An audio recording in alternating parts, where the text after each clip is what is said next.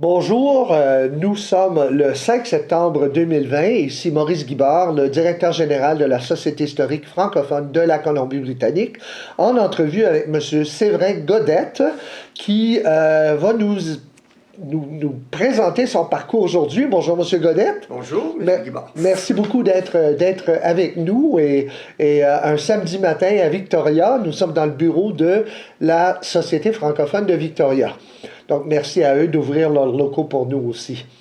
Donc, M. Godette, vous avez tout un parcours dans la francophonie, mais avant d'en parler, pouvez-vous nous dire d'où vous venez, en fait, compte?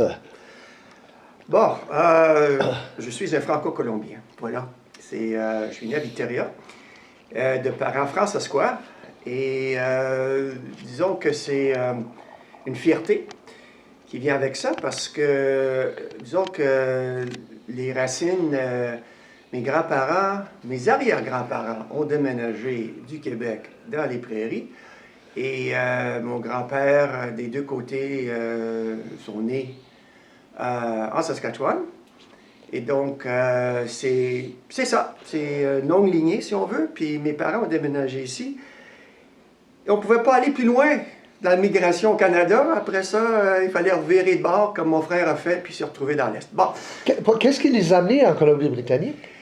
C'est que mes deux oncles, qui étaient plus vieux, ont été, durant la Deuxième Guerre mondiale, été mutés ici, à Victoria. Puis après la Deuxième Guerre mondiale, la démobilisation, ils sont retournés chez eux.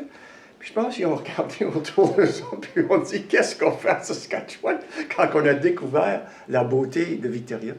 Alors, ils sont tous les deux déménagés ici. Puis les autres frères et sœurs de mon père sont venus ici. Alors, quand mon père s'est marié, son grand-père a dit, viens à Victoria, il y a du travail. Alors, c'est ça, avec sa jeune épouse, ils ont déménagé ici, puis c'est ça. Puis le reste, moi, je suis né ici, mes deux frères aussi. Et je peux aussi dire que mes enfants sont nés ici, puis ainsi de suite.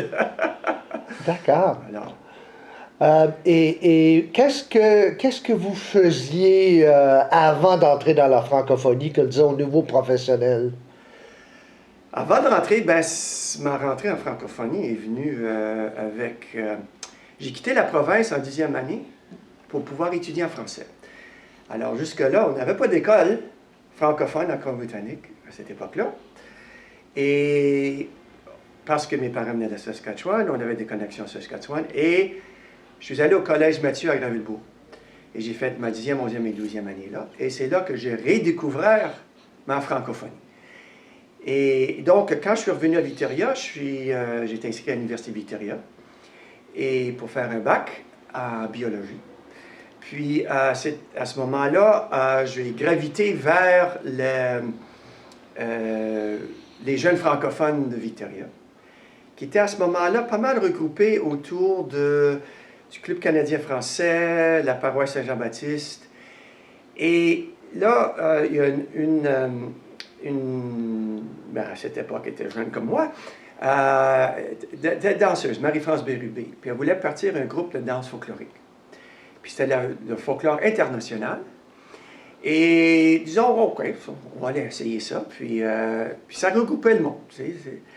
Mais là, on a fait venir un prof du Québec qui nous a enseigné les danses traditionnelles de notre patrimoine, en fait. Et ça, on a laissé les danses bulgares et grecques et macédoines, puis on va découvrir ce qui est à nous, finalement. Et c'est là qu'a commencé les courriers.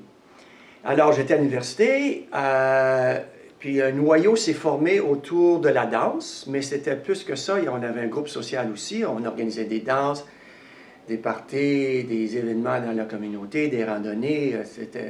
C'était pas mal dynamique, parce que il y avait non seulement, disons, les francophones d'ici, mais il y avait aussi la base militaire. Il y avait près à 20% des effectifs qui étaient francophones. Alors, les jeunes recrues qui arrivaient ici, des fois, il y en a qui cherchaient quelque chose plus que la vie militaire. Et c'est ça, on avait cet élément-là. Alors, ça renflouait le nombre. Et ça donnait une certaine dynamique aussi. Alors, de là a parti les Cornouillers. Et le fait que ces gens de la base venaient, mais c'était périodique leur séjour ici, là. Donc, Oui. il y a eu un roulement quand même. Il y a- oui, mais quand même, il y en a qui étaient là comme 4 ans, 50 ans. D'accord, C'était pas tout le temps en roulement, là, mais d'accord. alors, comme par exemple, le deuxième directeur des Cornouillers, c'était un jeune militaire. Puis, alors, ça commençait comme ça. Votre rôle exactement était? À cette époque-là, c'était simplement danseur.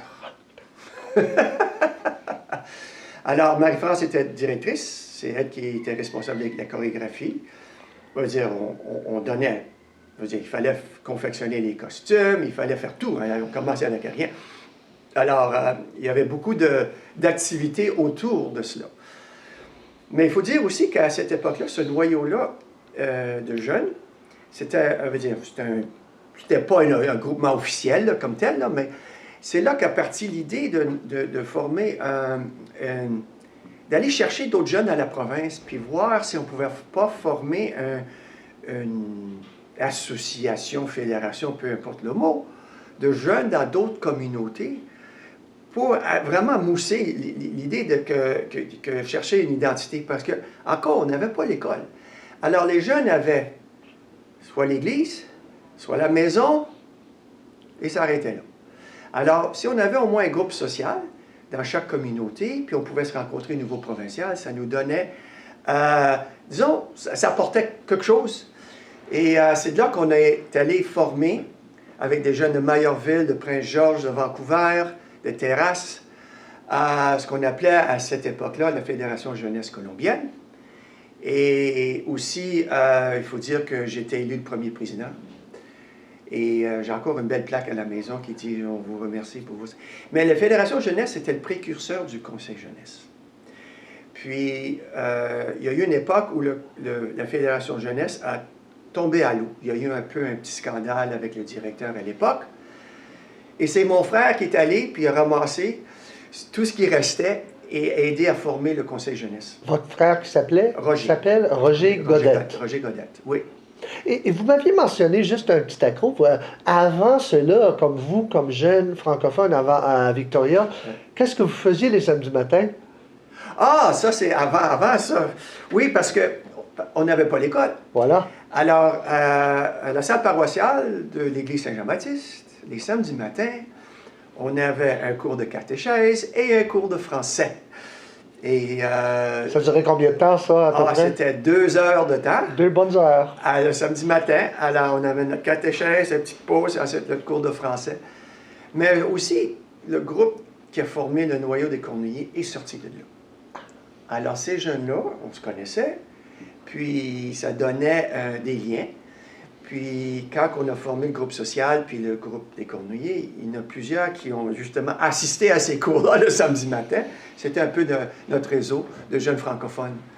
Alors, ouais, boule de neige. C'est ça. Des fils dans l'aiguille, ça donne ici, ça donne ça.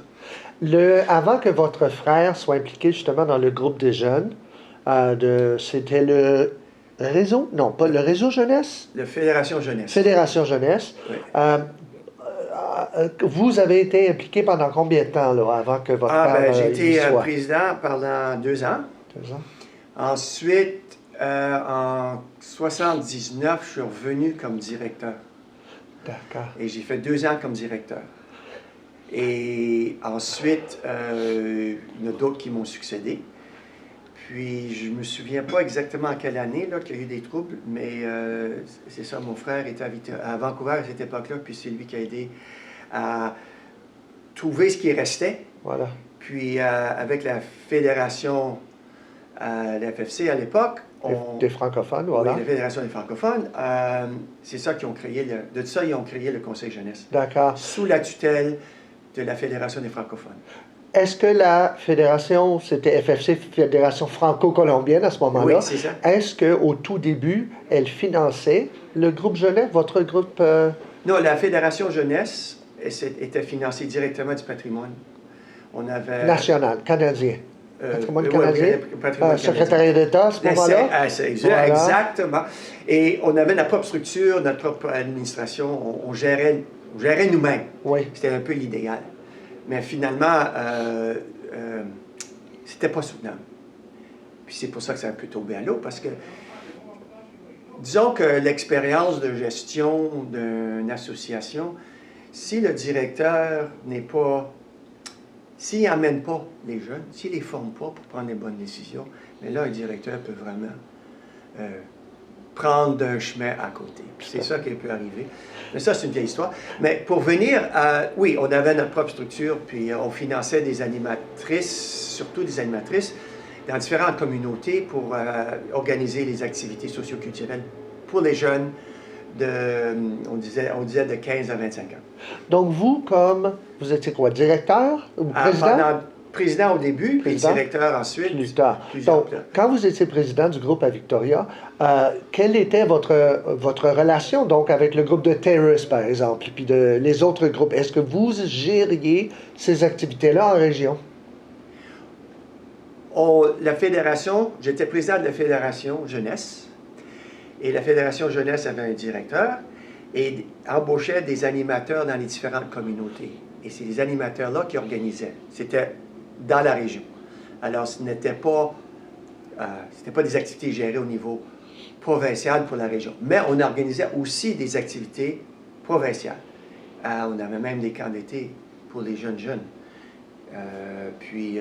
L'été, mais c'est ça, c'était vraiment essayer de placer des animatrices, des animateurs dans les communautés pour justement organiser des activités pour les jeunes. Y avait-il des rassemblements provinciaux à ce moment-là pour les jeunes? Oui, oui. Comme? Oui. On a eu un premier à Prince-Georges, mais surtout à Vancouver parce que c'était le centre. Puis ceux qui venaient de l'extérieur, vraiment, c'était les avions comme aujourd'hui, là, aujourd'hui, c'est vraiment le conseil scolaire qui a un peu remplacé ça, parce que le conseil scolaire aussi donne beaucoup d'occasions des jeunes d'échanger au niveau provincial, et le conseil jeunesse avec le Parlement jeunesse, et aussi les Jeux francophones. Mes enfants ont fait tout ça. On va dire, ça, c'est une autre chose. Ma fille a même été vice-présidente du conseil jeunesse aussi pendant quelques années. Mon fils il a participé, moi aussi, il est devenu bénévole, puis au niveau des sports et au niveau du Parlement. Puis, c'est une affaire de famille, là, on va dire, d'un bout à l'autre. Alors, ça, c'était comme... pour venir au Cornouiller, c'est comme ça donnait vraiment naissance à un mouvement jeunesse provinciale qui existe encore aujourd'hui. Pas nécessairement dans la même forme, mais on a vu que... Puis c'est aussi l'époque fin des années 70. Alors, il y avait du financement. Le secrétariat d'État était pas mal généreux à cette époque-là. Mais aussi, dans les autres provinces, on voyait ce qui se passait. Puis c'est là qu'il y a eu la Fédération des jeunes... j'oublie le nom, là, mais c'est la Fédération nationale. Alors, on pouvait voir ce qui se passait dans les autres provinces, surtout dans les provinces de l'Ouest. Parce qu'il y avait des mouvements jeunesse dans les 3 provinces de l'Ouest, l'autre côté des Rocheuses, puis nous autres, c'était notre tour. Alors, c'est de là venue l'inspiration de l'extérieur, notre ambition, si on veut. Ça nous a fait rêver un peu, puis on a réussi quelque chose. Parce que même si ça ne s'appelle pas la même chose, c'est venu de là. Alors, je suis bien content de voir le conseil, le conseil jeunesse aussi vivant qu'on l'espérait à l'époque. D'accord. Donc là, vous êtes revenu à ce conseil. Est-ce que, quand vous êtes devenu DG, est-ce que c'était le conseil jeunesse à ce moment-là? C'est encore la fédération. C'est encore la fédération jeunesse. Oui, on avait des locaux avec la FFC à l'époque. Puis, mais on avait notre propre structure, c'est un budget séparé, notre assemblée générale séparée et tout cela. Puis, et ça, c'était à Victoria toujours? Non, c'était à Vancouver. À Vancouver. C'était basé à Vancouver. On parle des années à peu près... Ça a commencé à peu près 76 et ça a continué. Je n'ai pas exactement la date exacte quand que ça a changé de Fédération jeunesse à Conseil jeunesse. Mais c'était dans les débuts des années 80, je crois. J'étais plus impliqué à ce moment-là. Et est-ce que c'est... je dirais peut-être. Parfait, pardon. Et est-ce que c'est ce poste-là qui vous a amené à Vancouver? Le poste de DG m'a ramené à Vancouver. M'a amené à Vancouver, oui. Puis, avec ça, là, je sais garde des Cornouillers, mais avec ça, on arrivait à Vancouver, coïncidait avec Raymond Lemoine qui est arrivé à Vancouver, à Maillardville. Puis, on s'était connus par un stage de danse au Manitoba, organisé par, aujourd'hui on les appelle les danseurs de la Rivière-Rouge, mais à l'époque on les appelait les Gays Manitobains. Ils avaient organisé un stage de danse de l'Ouest, pour l'Ouest. Alors, les groupes des Cornouillers ont participé à ce stage-là. Et là, on avait rencontré Raymond Lemoine, qui était directeur des Gays Manitobains. Raymond est déménagé à Vancouver, à Maillardville, pour enseigner à l'école de Fatima. Notre-Dame de Fatima, voilà. Francophone immersion. En tout cas, on ne parlera pas de l'évolution vers... on a perdu quelque chose, là, mais disons. Mais il était professeur à l'école. Puis, il était venu une fois enseigner au Cornouiller aussi. Mais quand on est arrivé à Vancouver, justement, puis lui et d'autres amis, on a formé les Danseurs du Pacifique en 1980. À Maillardville? À Vancouver. À Vancouver. On a basé à Vancouver, oui. Parce que c'était encore... On avait des locaux. On avait accès à des locaux pour des répétitions. Où étaient ces locaux? Les premiers locaux étaient à la Fédération, quand ils étaient sur 16e et La 16e avenue. Oui, voilà. Ensuite, on utilisait aussi la salle paroissiale de Saint-Sacrement. Alors, ça nous donnait l'accès.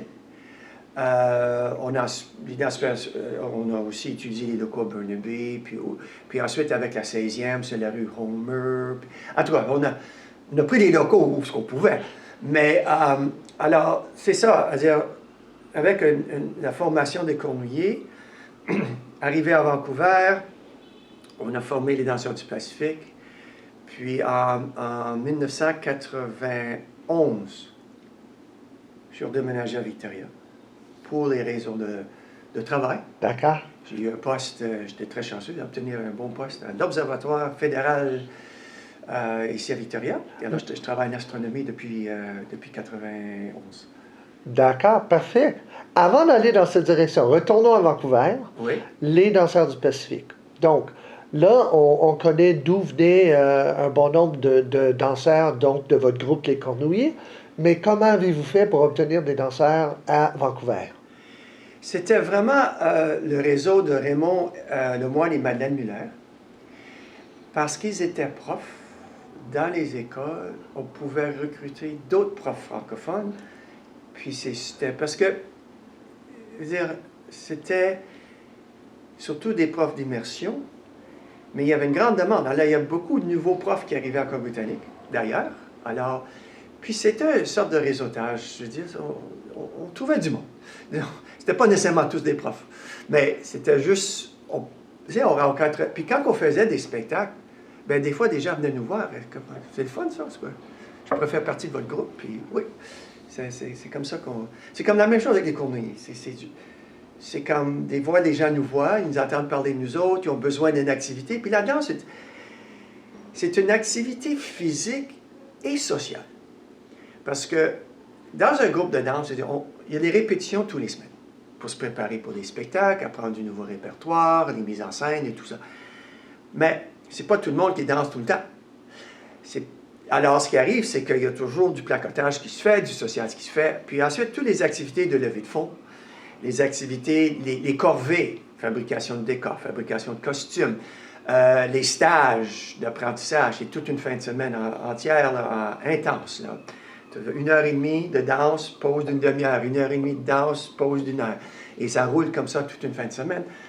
Alors, il y a beaucoup de social, il y a beaucoup d'esprit de groupe.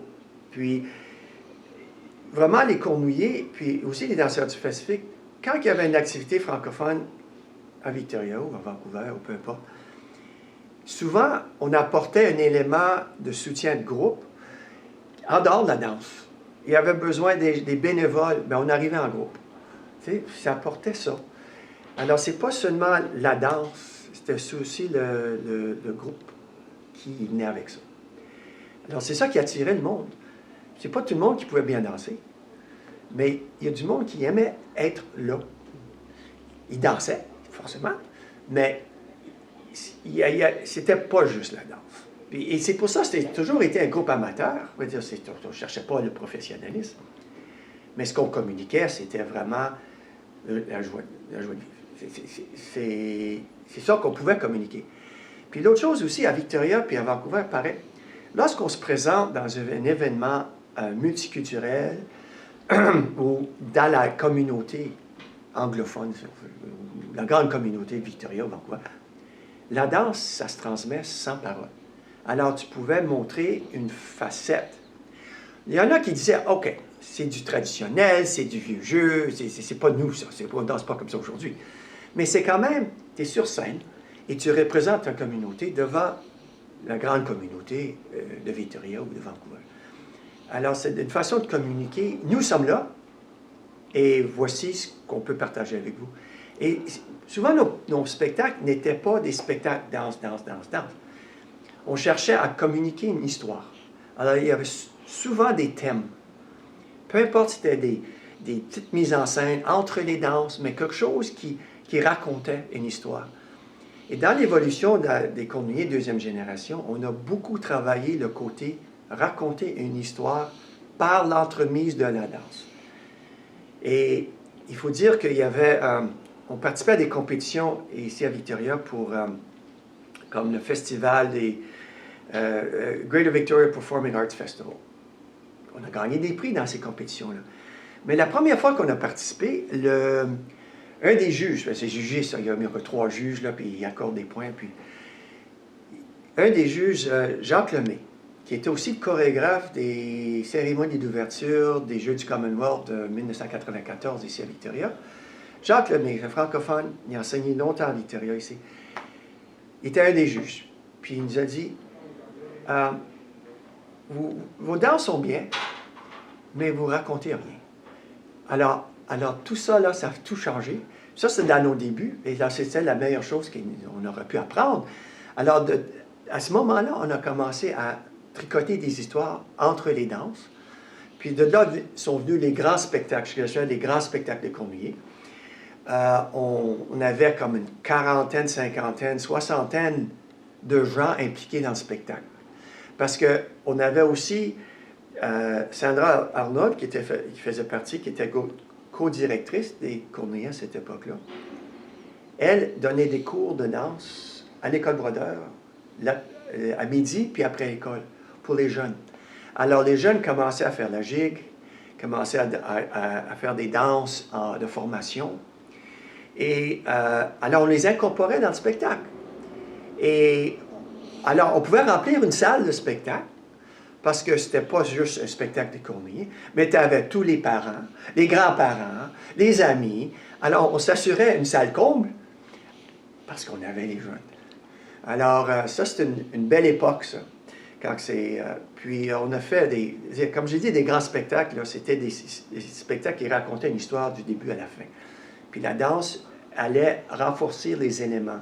Par exemple, on a fait un spectacle qui s'appelait Le Raconteur. Puis, c'était comme une scène, là, tu sais, il y avait des gens à l'époque, à la fin du 19e siècle, là, qui étaient des raconteurs, qui allaient de village à village, là, puis c'était un raconteur.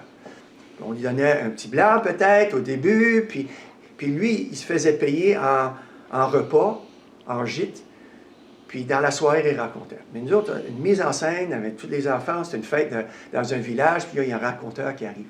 Puis là, il commence à raconter son voyage à travers le Canada. Et ce qu'on a fait, c'est qu'on avait des danses à partir de l'Acadie jusqu'en Colombie-Britannique, puis de chaque province. Alors, on pouvait faire des danses traditionnelles de ces régions-là pour lui raconter. « Ah, je suis allé à l'île du Prince-Édouard, puis il y avait ci, puis il y avait ça, puis là, j'ai vu une sorte de danse, c'était vraiment différent. » Puis là, on la présentait. Puis c'est ça. Puis il a traversé le pays. Et c'est comme ça qu'on faisait un spectacle thème. Comment vous faisiez pour présenter un élément bilingue là-dedans? Ces spectacles-là, la narration, c'était toujours de la narration. il s'était mimé sur scène. Ces spectacles-là n'étaient pas bilingues. Mais il y avait beaucoup de théâtre, de mime. Alors, ça communiquait aussi. Parce que on voulait aussi communiquer quelque chose à notre communauté. Je veux dire, bon, on a fait de la chasse-galerie. On a fait le spectacle de la chasse-galerie, je pense, 3 fois. Parce que c'est une légende de notre patrimoine. Puis on pouvait la raconter, mais c'est une légende qui n'est pas tellement connue. Alors, on imprimait le programme, on expliquait la légende, les gens qui venaient. Puis là, on faisait le spectacle. Tu sais, les hommes dans le chantier, les femmes. Tu sais, la chanson de Jules Villon, les femmes seules à la maison, là, mais on incorporait ça dans le spectacle. Puis, là, c'était aussi pour donner quelque chose à notre communauté. Les spectacles qu'on faisait, les grands spectacles qu'on faisait pour la communauté en général, c'était plus le mime, plus le théâtre non-verbal. Alors, on pouvait communiquer une histoire. Tu sais, c'est des petites choses, là. C'était comme le gars qui essaie de demander une fille à danser, puis elle refuse tout le temps, puis il essaie toutes sortes de trucs, puis toujours refusé, puis, tu sais, entre chaque danse, tu peux faire un mime avec ça, puis c'est ça c'est ça, on tricotait avec ça. On a fait tout un spectacle autour de la chanson de la bottine souriante, du rap. Le rap, comment ça s'appelait cette pièce de musique-là? Mais c'est une pièce de la bottine, mais c'était du rap. Alors, là, on a mis une gang d'adolescents qui fait giguet sur ce morceau-là, mais on a tricoté le spectacle autour de ça. Alors, c'était pas statique, notre affaire. C'était vraiment aller puiser des éléments, puis présenter ça. Les Cornouillis ont-ils présenté ailleurs qu'à Victoria? Oh oui, oh oui. Autant la première génération que la deuxième génération. Mais il faut dire que notre plus grand succès, si on veut, là, en termes de voyage, c'est qu'on est allé au Sénégal en 2013. On a accompagné le groupe Yakar du conseil scolaire. Et le groupe Yakar, c'était des jeunes 10e, 11e, 12e année qui avaient fait des levées de fonds. Puis on avait acheté, puis on a participé à ces levées de fonds-là aussi. Puis nous, on était pour apporter l'élément culturel. Alors, c'est ça, on avait nos costumes, on avait nos musiciens, on avait tout apporté, mais on avait aussi fait des levées de fonds pour contribuer à la communauté. Parce qu'on a fait des dons à l'orphelinat, parce qu'on a fait du bénévolat, on a fait des dons, on était logé à un collège pour enseignants à Embourg, et on a donné l'argent pour deux bourses d'études pour des jeunes qui pouvaient financer leurs études pour devenir prof. On a aussi, mais on a porté l'élément culturel. À chaque fois qu'on allait dans une école, les jeunes de Yakar, ils participaient à des activités sportives, ils faisaient des expositions dans la salle de classe au sujet du Canada. Ça, c'était leur affaire. Notre affaire, c'était musique, chant et animation. Alors, ça, il faut dire, les Cornouillis, les danseurs du Pacifique, on avait souvent un élément animation de danse après nos spectacles. Alors, on collait des danses. Je suis un colleur, puis j'ai comme toujours fait ça. Mais c'est permettre, c'est vraiment animer les danses, ça permet aux gens de participer et non pas être spectateurs.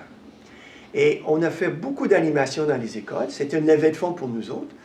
On allait dans une école, disons, une semaine, les écoles d'immersion, les écoles francophones. On fait ça comme activité, on est payé pour ça, souvent par le comité de parents. Mais ce qu'on faisait, c'est que les danseurs qui avaient le temps libre, ils pouvaient aller enseigner des danses dans les salles de classe. En français, évidemment, une danse. Et puis les différents niveaux avaient une différente sorte de danse, différents niveaux de difficulté, si on veut. Mais là, on arrivait en soirée. Et là, on faisait un petit spectacle, juste pour faire 3-4 danses. Mais là, entre les danses, on animait des danses. Mais là, on demandait aux parents, mais on demandait aux jeunes, parce qu'ils connaissaient la danse, allez chercher vos parents. Et là, ils amenaient leurs parents. Tu sais, les parents, souvent, sont assis là, puis regardent les jeunes. Non, c'est tout le monde. On remplissait le gymnase. Puis des fois, il fallait faire 2 rondes, une à l'intérieur de l'autre, parce qu'on ne pouvait pas faire juste un cercle. Mais ça participe. Puis même en soirée, même comme des soirées avec la Société francophone ici ou ailleurs, Port Alberni, Nanaimo, Mayorville, que l'on a, on fait un spectacle et après on fait danser le monde. Puis ça, c'est surtout des adultes à ce moment-là. Mais on peut caler des danses.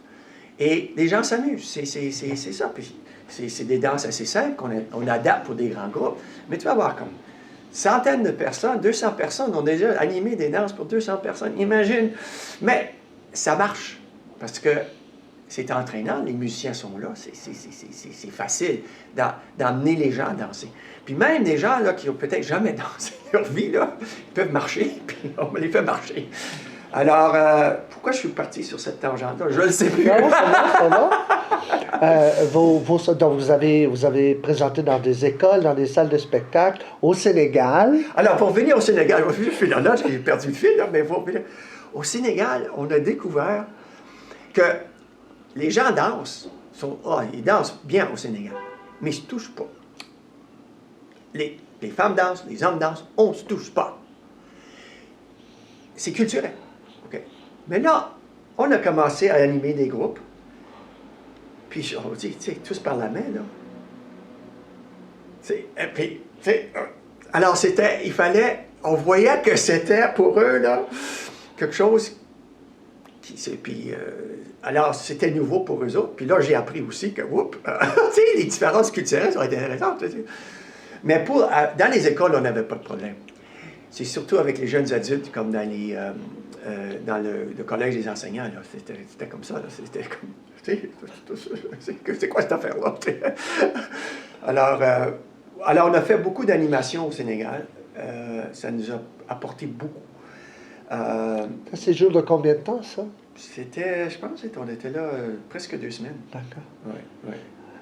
Et avec les danseurs du Pacifique, ça c'était plutôt local ou? C'était surtout l'Europe. L'Europe, racontez.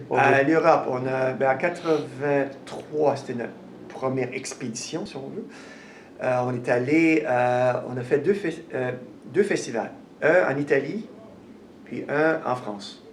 En Italie, puis était jumelé un peu, là. Puis le festival, les deux festivals ont payé vraiment notre frais de transport entre les deux. C'était super. Mais c'était ça, en Italie, c'était à Sabaudia, c'était juste au sud-ouest de Rome. Puis, à dernière minute, on était là, puis on faisait des spectacles presque tous les jours. Puis, on faisait ça surtout en soirée, parce qu'il faisait chaud. Il faisait chaud. Puis, alors, le spectacle commençait avec le coucher du soleil. Alors, on allait dans un petit village, dans les collines, là, puis tout pittoresque, puis il y avait une place, puis il installait une scène. Puis c'était un festival international. Il y avait des groupes de plusieurs pays. Puis, puis là, il y avait comme 4 ou 5 qui allaient dans cette ville-là, tandis qu'un autre 4 ou 5 allaient dans une autre ville. Puis, tu sais, on nous promenait, il y avait des spectacles un peu dans des petites villes différentes. Mais un soir, dans un village qui s'appelle Fondi, il y avait un match de handball, équipe féminin, entre l'Italie et le Canada. Alors, à l'entracte, à la demi-temps, on nous avait demandé d'aller danser. On dansait sur un terrain de handball dehors. Tu sais, nos spectacles, souvent, on fait face au public, hein? Mais il n'y avait pas de public, les gradins étaient à chaque côté. Alors, où est-ce qu'on faisait? Alors, c'est des expériences comme ça. Je veux dire, il y avait une autre fois, je me souviens, on avait des décors qu'on plaçait, puis c'était une salle de spectacle. Je ne vais pas nommer la ville, mais c'est une salle de spectacle, une salle de banquet, comme ça, là, puis c'était un événement pour la communauté francophone de cette ville-là. Mais les toilettes étaient derrière le décor. Alors, tu sais, les gens, ils ont un gros banquet, là, puis on fait du vin, de la bière, puis les gens allaient dans... Une pauvre femme, elle s'est sortie des toilettes, elle est rentrée directement dans le décor, puis elle est tombée sur la scène. Il y a du spectacle. Oh non, embarrassant comme tout. Oui. Oh, Puis, voilà. on a aussi dansé Expo 86. On a fait beaucoup de spectacles autour d'Expo 86. À Vancouver. À Vancouver, dans le festival. Puis aussi, c'était le centenaire de Vancouver. Hein. Alors, la ville de Vancouver a aussi payé des spectacles dans différentes communautés de Vancouver. On a même dansé au Planétarium de Vancouver, dans l'entrée, là. On a fait un spectacle là. Je pense que c'est moi, justement, qui vous ai fait venir au musée de Vancouver, parce que j'étais directeur adjoint à ce moment-là. Ah, c'est vrai? C'est moi qui vous Ah, ai fait bon. venir. Ben, c'était une belle expérience, ça, parce que on a dansé des endroits où on ne danserait pas Voilà. normalement. À l'expo, c'était au Folklorama que vous Non, folklorique? non, c'était sur la scène de... La Place des Nations? Oui, Ah, d'accord. oui, parce que c'était dans le cadre de...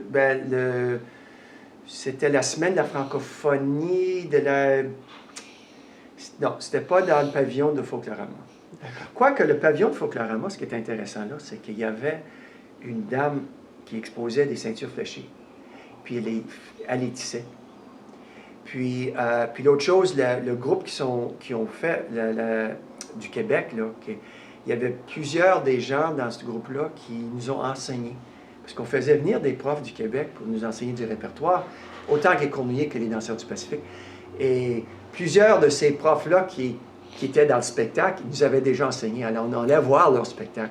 C'était vraiment bien fait. Mais c'était vraiment des belles occasions, parce que quand on est allé en France puis en Italie, tu vois au niveau mondial que le patrimoine est important et il y a la fierté. Tu as les Boliviens, tu as les gens du Panama, l'Indonésie, des Philippines. Puis on est tous là, puis on a tous quelque chose à partager. Alors, un festival comme ça donne, tu vois au-delà de tes horizons. C'est comme, on dit, le voyage forme la jeunesse, hein? Mais c'est vrai ça. Puis, il y a de quoi être fier. Et c'est ça, quand tu reviens, tu es fier de ce que tu as présenté, puis tu es fier de qui tu as représenté. Alors, c'est ça que la danse nous a apporté, en fait. De votre temps, le nombre approximatif de gens qui participaient au Cornouiller? Au maximum, dans la deuxième génération, je dirais on a une vingtaine, presque 30 danseurs adultes. Il y avait des groupes de jeunes. Alors, comme dis, on pouvait être 60 sur la scène. Mais c'est à l'apogée, ça. Puis tu sais, comme toute chose, organisation bénévole, on a des grands succès. Puis il y a la fatigue qui s'installe. Puis, alors moi, j'ai fait ça. J'ai dansé avec les cornouillers pendant... j'ai fait ça pendant 3 ans. À Vancouver, j'ai fait ça pendant... peut-être... c'est ça. J'ai fait... Puis à Victoria, j'étais directeur pendant 22 ans. Mais c'est quelqu'un qui est spécialisé, comme je l'étais. Je ne vais pas me vanter, là. Je ne suis pas pour me vanter, mais tu sais, à faire toute la formation que j'ai reçue et mon expérience d'enseignement, puis de chorégraphie, puis de montage de spectacle et tout ça. Quand quelqu'un qui a toute cette connaissance-là quitte, il faut le remplacer. Et c'est ça qui est difficile, comme un groupe comme, disons, les Décibels à Victoria, qui est la chorale, ou les Échos du Pacifique, ou à Victoria, on avait aussi la troupe de l'Aube. Bien, la personne qui menait à la troupe de l'Aube, ou la personne qui menait les Décibels, c'est des personnes formées, ça. C'est une personne formée en théâtre, une personne formée en chorale, en musique. Alors, dès que tu perds cette ressource-là, s'il n'y a personne d'autre dans la communauté qui peut apporter le même niveau de direction, bien, le groupe s'effrite parce que on perd ce qu'on appelle la fierté de présenter notre connaissance, soit en chant ou en danse ou en théâtre. Alors, puis ça prend un meneur. Puis c'est ça. Quand on perd le meneur dans un groupe comme ça, oui, le groupe s'effrite. Parce que c'est pas nécessairement la personne qui remplace qui a le même degré d'énergie ou de leadership. C'est pas une critique, là. C'est juste que ça explique la vague. C'est une réalité, en fait, compte. Oui. Voilà. Ça explique la vague. Donc là, quand votre frère, à un moment donné, s'est impliqué avec les Cornouillers. Donc, ça, c'était à quel niveau? Pendant que vous étiez à Victoria? À Victoria, À Vancouver, ou? Non, la première génération des Cornouillers, mes deux frères étaient danseurs. D'accord. Mon frère s'est impliqué plutôt au niveau du conseil jeunesse. Et ça, c'était lequel, frère? Roger. Roger. Roger était aussi impliqué avec la troupe La 16e. Puis Roger a fait l'École nationale de théâtre, puis il a travaillé pour le Conseil des arts à Ottawa. Puis c'est ça, il est devenu un professionnel du théâtre. Et la troupe de la 16e, c'est la troupe de théâtre de Vancouver. C'est ça, oui, je m'excuse. Non, ça va. Ça va. Alors, c'est ça. Disons que j'ai amené mes frères, plus ou moins dans tout ça, mais j'ai aussi...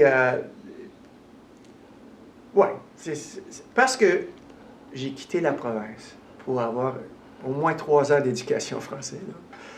Puis, revenir, j'ai pu entraîner mes frères plus ou moins aussi, puis aussi puis tout ce qui découle de ça.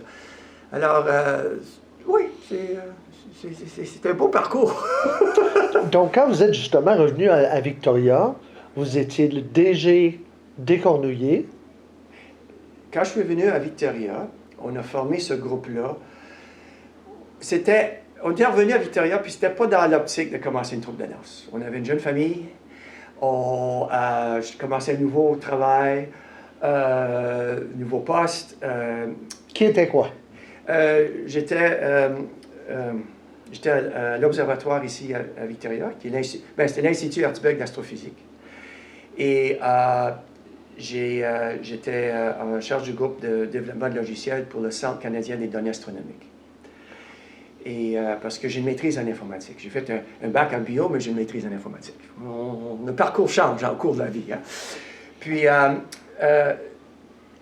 on était revenu, mais là, en 91, c'était le 50e anniversaire de la Société francophone. Puis on demandait à tous les groupes, la troupe de l'Aube, les Décibels et les Cornouillers, qui n'existaient plus à ce moment-là, s'ils pouvaient regrouper des anciens puis faire une petite présentation, quelque chose, au banquet du 50e. On m'a demandé. OK, j'ai contacté quelques anciens qui étaient encore à Victoria. On manquait du monde, on demandait à... On fait passer le mot qu'on cherchait des gens qui seraient peut-être intéressés de faire un petit spectacle. Alors, ça c'était au printemps de 91. On a commencé à pratiquer tout l'été. On a pratiqué tout l'été. À l'automne, on présente le petit spectacle, je pense de 5 danses. Puis, c'est tellement bien que les gens qu'on avait recrutés pour un spectacle, ont dit on veut continuer. On veut continuer. Et de là, 22 ans plus tard, je faisais ça encore. Au début, c'était en co-direction avec mon épouse. Et puis c'est elle aussi qui a ensuite commencé les groupes de jeunes. Alors, on a organisé des stages ici à Victoria. On a eu des danseurs du Pacifique qui sont venus danser avec nous aussi. On fait beaucoup d'activités, mais c'était toujours bénévole. C'était toujours bénévole. Il y avait les Cornouillers n'ont jamais eu un... En fait, on a eu un financement de Patrimoine Canada pour un stage de danse, mais on était autofinancé tout ce temps-là. Il y a certains, on faisait de l'animation dans les écoles, c'était une bonne source de revenus, mais on faisait d'autres choses, etc. On faisait des corvées de tarte au sucre. Puis là, quand on osait faire de l'animation dans les écoles, on vendait des pointes de tarte au sucre. Puis, tu sais, les jeunes, le sucre, ça payait ça, c'était d'autres choses. Alors, on avait des levées de fonds comme ça. Mais c'était surtout autour de la danse. C'était pas comme des lavotos. C'était surtout des choses autour de la danse. C'était bien. On a bien fait durant ces années-là pour... Oui, c'était du travail, mais en même temps, on était fiers qu'on pouvait s'autofinancer. Alors, ça, c'était... 20 ans. 22 ans. 22 ans. Oui. Le groupe a continué, après mon départ en 2013, le groupe a continué, mais ils font surtout de l'animation et moins de spectacle. C'est surtout l'animation dans les écoles. Est-ce que c'est parce qu'il y a une pénurie de danseurs? Ou... Oui, il y a eu des soufflants, des danseurs, puis on n'a pas pu, c'est ça, on n'a pas pu aller chercher une génération, une nouvelle génération de gens. Alors, oui, le groupe s'est essoufflé. Alors, oui, il y a un noyau qui reste encore, mais ils ont de la misère à trouver 4 hommes, par exemple, pour faire un spectacle. Et qu'est-ce qui a fait que vous avez quitté le groupe? Bon, je pense que j'avais tout donné. D'accord. C'était comme... c'est comme, il n'y avait plus de créativité. Puis, il n'y avait plus de passion. J'adore danser. Et c'est pas ça. Mais j'avais plus la passion pour mener. C'est ça, j'étais fatigué. Ça prend de la créativité pour stimuler le groupe. Puis ça prend de l'énergie pour les amener, les motiver, les amener. Et je pense que c'est ça. C'est juste que tu veux laisser la place aux autres, mais en même temps, c'est que tu n'as plus rien à donner. C'est que il n'y a plus la passion. Alors, aussi bien de se retirer dans ce temps-là. Mais à chaque occasion que je veux danser, moi, j'ai pas perdu l'amour de bouger avec la musique, puis j'en connais. J'ai jamais, des fois, à Montréal, j'étais passage à Montréal il y a 3 ans, je pense, puis sur le plateau, ils organisent une soirée tous les premiers jeudis du mois, je pense. Et ça donnait que j'étais à Montréal, et je suis allé. Puis le collège, je le connaissais, puis j'ai dansé toute la soirée. Je veux dire, j'aime ça, c'est dans moi. Mais pour mener un groupe, là, puis même caller une danse, là, j'ai plus le goût, si on veut. On pense. Là. Vous avez quand même fait votre part dans ce processus-là à Victoria et Vancouver? À Victoria, première génération, à Vancouver, oui. Puis je me suis toujours amusé. Ben justement, donc à Vancouver, revenons aux danseurs du Pacifique. Donc, on parle de combien de gens à peu près, là? Je pense qu'on était vingtaine quand on est allé en Europe, la première fois, et 5 musiciens. Oui. Puis un deuxième voyage, donc pour un retour au même festival? Non, non, c'est pas comme ça marche. Ah. Au niveau international, tu sais, tu es allé, puis peut-être dans 20 ans, on va te redemander. C'est ça, c'est un peu comme ça, là. Mais j'ai seulement fait un voyage avec les danseurs du Pacifique. Les danseurs du Pacifique ont fait 2 voyages. Ils ont aussi fait Drummondville 1 an. Le Festival international de Drummondville, qui est un grand festival. Puis aussi au Japon. L'Expo 70, n'est-ce pas? C'est ça. À Osaka. C'est voilà. ça. Oui. Ouais. Non, mais ça, c'est après votre période. Après, oui, c'est ça. D'accord. Après. Ça, je crois que Lucie Babin était directrice à l'époque. Tout à fait. Oui. Puis, mais entre Raymond Lemoine, c'était mon épouse qui était directrice, Sandra Nantes, qui était directrice des danseurs du Pacifique jusqu'à temps qu'on est revenu à Victoria. Son nom de famille? Arnold. Arnold, d'accord. Ouais. Vos challenges, donc, à Vancouver, les défis De Vancouver. au sujet des danseurs du Pacifique, y en a-t-il eu? Les défis? Les défis. Ouais, je sais pas, là, les défis. Les défis de motiver le monde, s'assurer qu'ils viennent aux répétitions. Quoi faire quand un danseur manque puis il y a un spectacle en perspective, il y a un danseur qui ne peut pas se présenter. Il y a toujours ces choses-là. Il y a toujours problème technique en spectacle. Tu sais, panne d'électricité. Tu sais, qu'est-ce qui arrive? C'est arrivé en Italie. On était dans un petit village, dans la colline, la place, devant l'église. Puis, grande scène installée. On avait une danse. C'est ça, on n'était pas supposé de danser. On pensait que c'était juste un défilé. On n'avait pas porté tous nos accessoires. Puis là, on nous a dit qu'il fallait présenter un spectacle. Alors, là, on avait une danse qui s'appelait la danse des balais. Puis on dansait avec des balais. Mais on n'avait pas nos balais. Mon frère, qui était qui accompagnait le groupe, mais était aussi la personne qui s'occupait de la logistique, si on veut. Mon frère, tu sais, effronté comme tout, il commence à cogner ses portes tout autour de la place pour demander, en baragouinant en italien, si on pouvait apprêter un balai. Puis, on s'est trouvé avec des vadrouilles, des vieux balais, toutes sortes d'affaires. Puis on a dansé. Faites une danse avec ça. Mais, puis on a une photo, on voit une photo, toutes sortes de vieux balais. Dans le milieu de cette danse-là, panne d'électricité dans la place. Je veux dire, pas juste toute la scène, là, tout l'éclairage, toute l'application. Pow! On est dans le noir. Et on est en train de giguer au-dessus des balais. Tu sais, on danse, on gigue par-dessus les balais comme ça. Et, pow! On continue de danser. On n'entend plus la musique. Hein? On danse. Puis, à peu près, je dirais, 20 secondes, on dirait presque une éternité, là, la musique revient. Nos musiciens n'avaient pas arrêté. On est encore sur le beat. Wow! Alors, oui, il y a des défis comme ça, des défis techniques. C'est mémorable comme moment, n'est-ce pas? Oui, pas? c'est des moments très... Vous avez sûrement dû être bien applaudi pour ça. Ah oui, ça oui. Mais c'est ça, la vie de spectacle, là, il y a toujours des imprévus. Et ce qu'on essaie de transmettre aux danseurs, c'est que arrête pas de sourire. Comme si rien n'était.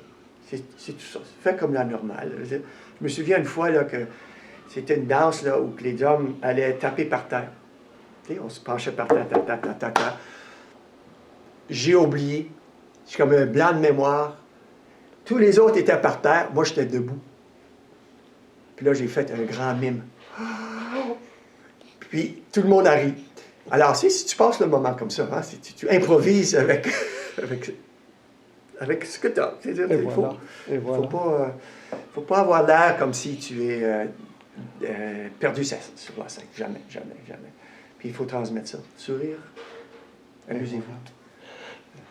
Donc, vous êtes au moment maintenant où vous avez quitté le poste de DG des Cornouillers.